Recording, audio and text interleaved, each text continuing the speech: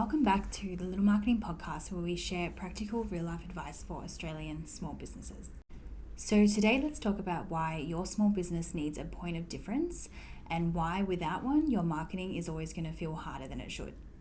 When most people start a business, they believe that because their customer service is great or because they have an existing network, that's where all of their business is going to come from. And that's true in the beginning. Your first clients are probably going to be family, friends, locals who have heard about you, and that early support is great and it's what helps you get started.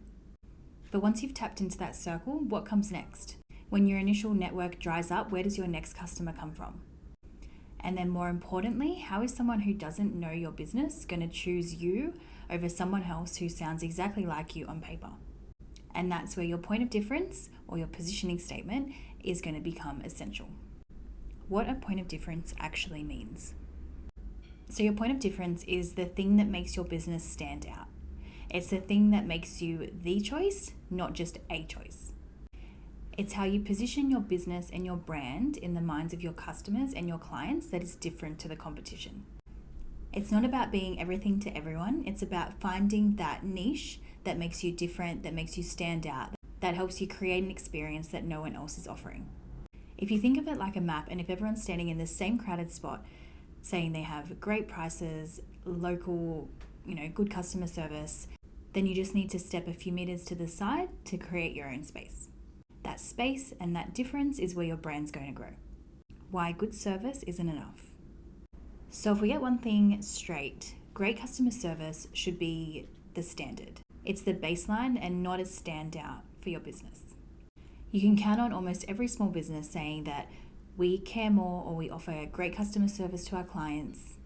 And while that's probably true, it's not a difference if everyone else is saying the same thing as well. The question is, what makes your business great in a way that others don't or in a way that others can't? Maybe it's your responsiveness. Maybe it's that you follow up with every client after a job. It could be the area that you're servicing. It could be that you're the expert in your field and you've been doing it for over 20 years. That's what's going to start turning great service from a buzzword into something that's more meaningful. And it's also something that your marketing is going to be able to communicate. Why your point of difference matters. So without a clear point of difference, your marketing is just going to be guesswork. Your social media is going to feel random, your website's going to be bland, and your ads are just going to sound generic just like everybody else. You might still get customers, but you're probably going to be relying on word of mouth, discounts, and luck to keep things moving in the right direction. But when you define your point of difference, suddenly everything's going to be simple and feel more consistent. Your messaging aligns, your visuals feel on brand, and your customers and your clients understand instantly what you do and why you're different. And it's like turning the lights on in your business, everything just becomes super clear. How to discover your point of difference. So here's where to start with creating your point of difference, and this part's worth writing down. Ask yourself these questions. 1. Why do my best customers choose me? Don't guess, ask them. Their feedback will often tell you what they truly value about your service or product.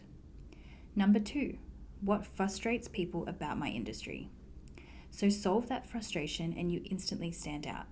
For example, if you're a tradesperson and people always complain about late arrivals, make punctuality your brand promise. Number 3, what do I care about that others ignore?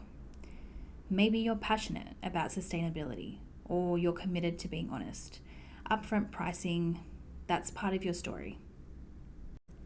Number 4, if my business disappeared tomorrow, what would people miss most? So that question alone can uncover your biggest strength. Examples in action. So let's take a few real world examples.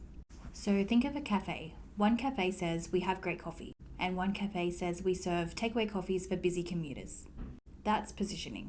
Or maybe you're an accountant that doesn't just file tax returns, but you're focusing on small businesses and helping them understand their numbers a bit better. Your positioning could then be the accountants for small business owners in Sydney. It's about clarity and it's about finding that hook that customers think, yep, that's exactly what I need, and that's why they're going to choose you over the competition. The long-term impact. So here's the real power of creating that point of difference, and it's going to set the foundation for everything else that you do. Your marketing becomes easier, your team knows what you stand for, your customers become more loyal because they feel connected to something unique. It's not about being the loudest in your industry, it's about being the clearest. If people understand exactly what you do and why you're different, they'll remember you, they'll talk about you, and they'll choose you, and even when you're not the cheapest or the closest to them. Communicating your point of difference. So now that you've actually discovered your point of difference, the next step is to make sure that people actually hear it. A point of difference only matters if it's communicated clearly to your audience. So start with your brand messaging. So your emails, your website, your email signature, your business cards, everything should reflect this point of difference. Don't just bury it in fine print, make it super obvious and make it super clear. Consistency is key, and people need to hear the same thing over and over again so that it sticks in their mind. And that's where all those marketing touch points that we heard about in last week's episode come into play. So your EDMs, your social media posts, in-store signage, SMS updates. All of these can reinforce your positioning statement for your business. So your logo as well, your branding should all have that positioning statement clearly tied into it so that it's super clear and obvious wherever your logo appears. Finally, talk to your team, because every customer interaction can be another touch point to reinforce your positioning statement. If everybody on your team knows exactly what makes your business unique, they can naturally start to communicate it to customers and clients in every interaction. Communicating your difference consistently is what's going to turn a nice idea into a business advantage. So take some time to discover your business's point of difference so that your customers and your clients know exactly who you are, what you do, and what makes you different to the competition. The small businesses that grow and thrive long term are the ones that are able to answer this question. Why should someone choose you over the competition? Once you can answer that and once you can communicate that clearly, your marketing is going to become easier, more consistent, and a whole lot more effective. Because in today's market, being good isn't enough. You need to be different, you need to be defined, and you need to be deliberate in the way that you show up. So, what's your point of difference? Thank you for listening to today's episode, and if you found it helpful, please share it with another small business owner who may be needing to create a point of difference for themselves. As always, you can listen to this episode on Spotify, Apple Podcasts, or YouTube. If you would like to learn more, you can head to our socials, our website, which is www.littlemarketing.com.au, or you can even send us an email at ask@littlemarketing.com.au. Please note that all the information provided on this podcast is general in nature and is not intended to be specific advice to your individual situation.